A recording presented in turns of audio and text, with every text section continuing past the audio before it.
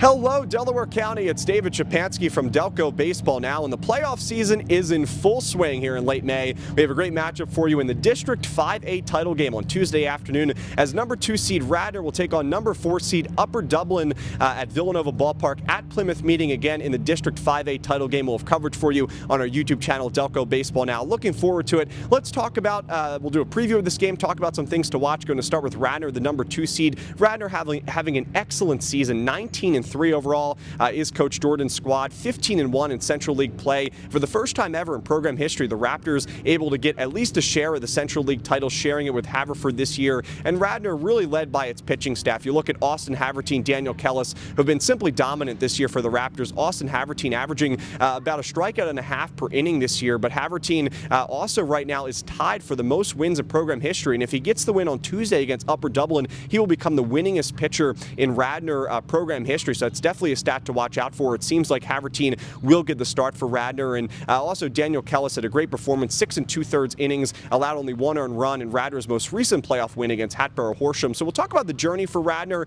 They have won 3 consecutive games. They had a win against Pencrest to end the regular season. Were able to get the first round bye, and then in the quarterfinal game, they had a very dominant performance against Upper Perkiomen in a game that was moved to Marple due to the bad weather. Austin Havertine gave up a home run early, but then really settled into the ball game and allowed the offense to go to work in the early and middle innings, and they did. 9-2 dominant performance when it was all said and done for Radnor over Upper Perkiomen. And then most recent win for Radnor was a walk-off win. Went into 9 innings against the number 11 seed Hatboro Horsham, and that was really kind of the Cinderella story this year, was Hatboro Horsham, the number 11 seed, and Radnor with a really good performance at the end of the day was able to get the win 4-3, a gritty win, a performance behind a great start from Daniel Kellis, and like I said, the walk-off win for Radnor. And then when you look at the other side of things for Upper Dublin, the number 4 seed in this contest, Upper Dublin also had a first-round bye, being the number 4 seed, and then in their quarterfinal game, they matched up against Ruston. That was a very close game as well, coming down to the wire. And then in the semifinal performance on Friday, an 11-0 blowout win against Chichester, and